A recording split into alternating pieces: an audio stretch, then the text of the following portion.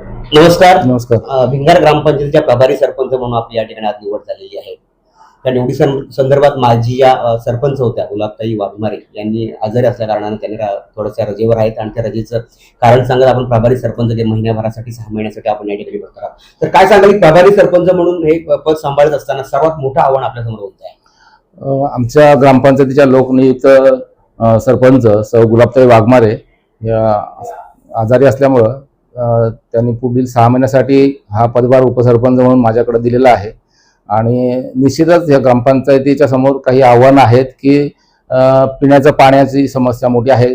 4 पैकी 2 गावामध्ये घरोघरी नळ आम्हाला पोचवायचे आहेत जलजीवन मिशन अंतर्गत. त्या कामाचे आम्ही नियोजन केलेलं आहे आणि पुढच्या 1 महिन्याच्या कालावधीमध्ये आम्ही प्रत्येक घरोघरी नळ देण्याचा प्रयत्न करणार आहोत. तसंच घनकचरा व्यवस्थापन हा एक मोठा समस्या आहे 4 गावांच्यात. त्याच्यावर सुद्धा आम्ही नियोजनबद्ध पद्धतीने कार्य करून तो एक समस्या मार्गी कशी लावता येईल ह्याचं आम्ही नियोजन करतो. ही मुख्य 2 आमच्याकडं समस्या आहेत ग्रामपंचायतीचा, त्याच्यावरती आम्ही फोकस करतोय. ग्रामपंचायत हद्दीतील कर प्रणाली किंवा निधी हा प्रत्येक ग्रामपंचायतीमध्ये हा अपुराच राहतो, कारण सर्वसामान्य नागरिक आपल्या गावामध्ये असतात. तर तो कर प्रणाली वसूल करण्यासाठी किंवा त्याच्यावरती अंकुश ठेवण्यासाठी कसे प्रयत्न असणार आहे? शासनाने मध्ये एक योजना काढली होती की 50% ग्रामपंचायत हद्दीमधील गावठा हद्दीतील लोकांसाठी 50% सूट द्याव्यात यावी. तो त्यावर आम्ही ग्रामसभेमध्ये निर्णय घेऊन ते आम्ही अंमलात आणलं होतं. त्यामुळे कर प्रणाली बऱ्यापैकी सुधारलेली आहे आणि ह्याच्या पुढं ग्रामस्थांना आम्ही सुविधा दिल्यानंतर त्यांच्यात मतपरिवर्तन होईल की ग्रामपंचायत आपल्याला सुविधा देते तर आपण कर दिला पाहिजे. आम्ही असं मानसिकतेतून काम करणार आहोत. आम्ही कोणाला जबरदस्ती करणार नाही. पण त्याचबरोबर जे बाहेर व्यावसायिक काम करतायत त्यांच्यावर मात्र आम्ही खूप अंकुश ठेवणार आहोत आणि त्यांना काही कुठल्या प्रकारची सूट न देता जास्तीत जास्त कर संकलन तिकडून कसं होईल आणि गावाच्या विकासात त्यांचं कसं हातभार लागेल हे आम्ही पाहणार आहोत. आपली भिंगार ग्रामपंचायती पारदर्शक आहे, पारदर्शक राहणार आहे. आणखी पारदर्शकपणा या भिंगार ग्रामपंचायतीमध्ये आणण्यासाठी आपण आता विराजमान झालेला कशा पद्धतीने पुढचं पाऊल असणार आहे? गेल्या 2.5 वर्षात आमच्या ग्रामपंचायतीकडं कोणी असं बोट दाखवलं नाही की हे सदस्य इकडे गेलेत तिकडे गेलेत.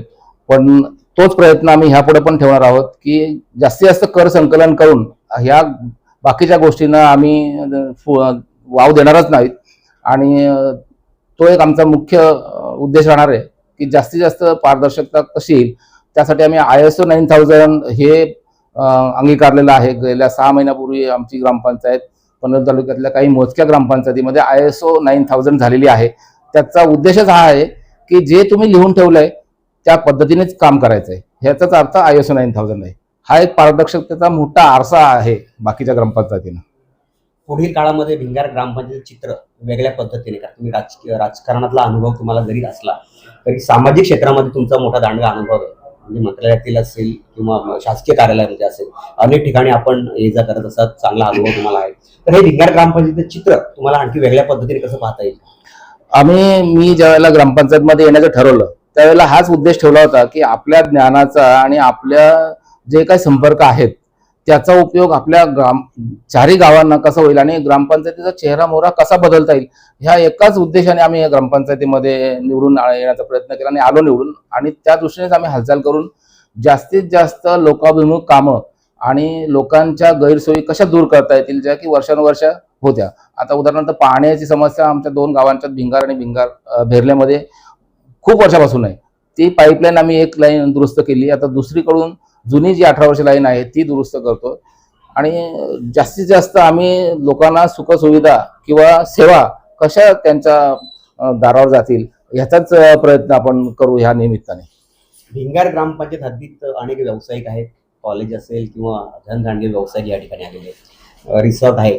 त्यांच्या थकबाकीच्या बातम्या काही वर्तमानपत्रामध्ये या ठिकाणी मागील प्रसारित झाल्या होत्या. आपण त्यासाठी पाठपुरावाही केला होता. पण हा जो कर आहे ही आकारणी पुढे आपल्या ग्रामपंचायतीला जमा करण्यासाठी आपण महत्वाची भूमिका काय असणार आहे? आम्ही वेळोवेळी त्यांना नोटिसा बजावलेल्या आहेतच की तुमची ही बाकी आहे ती ग्रामपंचायतीकडे जमा करावी. आता पण नोटिसा आम्ही देऊन त्यांना कायदेशीर मार्गाने जी घरपट्टी त्यांच्यावरती लागू आहे ती वसूल करून गावाच्या विकासासाठी तो निधी कसा उपलब्ध होईल आणि लवकरात लवकर कसा होईल ह्याचा आम्ही नक्कीच प्रयत्न करू आणि जास्तीत जास्त निधी कर संकलन करून ह्या 4ही गावांच्या मध्ये विकासाची गंगा आणण्याचं काम आम्ही पुढच्या 6 महिन्यामध्ये नक्कीच करू. आपल्या हद्दीत आदिवासी भाग जास्त आहे. भेरले आदिवासी वाडीमध्ये पाण्याचा प्रश्न गेली वर्षानुवर्ष प्रलंबित आहे. तर तो प्रश्न सोडवण्यासाठी आपली महत्वाची भूमिका काय असणार? जलजीवन मिशन अंतर्गत कामं सुरू होती 2 वर्षापूर्वी, पण काही कारणास्तव ते कॉन्ट्रॅक्टर पळून गेले. त्यामुळे आता आमच्या सदस्यांनी, जे आमचे आताचे सदस्य आहेत, त्यांनी स्वतःच्या खिशातून कॉन्ट्रीब्युशन काढून नवीन पाईपलाईन टाकलेली आहे आणि पुढच्या 1 महिन्यामध्ये प्रत्येक भेरल्यातल्या घराच्या समोर नळ चालू असेल. त्यावेळेला पण तुम्हाला आम्ही बातमी करण्यासाठी नक्कीच बोलू. भिंगार गावामध्ये नळ योजना घरकुल नळ योजना जी आहे ती घरोघरी पाणी मिळावा, महिलांच्या डोक्यावरचा हंडा खाली उतरणं हे आपलं महत्वाचं काम आहे. पाणी सर्वात मोठा प्रश्न आहे आणि ती पाणीची नळ योजना आहे ती घरोघरी नळ योजना सुरू करण्यासाठी आपण काय पुढाकार घेणार आहात? आमच्या इथे उपस्थित सदस्य आहेत आमच्या 3 नंबर वार्डातल्या, त्यांच्याकडे नळाचं पाणी आजपर्यंत गेल्या 30-35 वर्षात पोहोचलेलंच नाही. तर तेच आम्ही नियोजन केलं की भिंगारमध्ये सुद्धा प्रत्येक घरोघरी नळ कसा पोहोचेल ह्याचं सुद्धा नियोजन गेले 60 दिवसापासून काम चालू आहे आणि आज पण गावामध्ये जवळजवळ 7 ते 8 टीम काम करतायत की जे घरोघरी नळ जोडण्याचं काम चालू केलेलं आहे.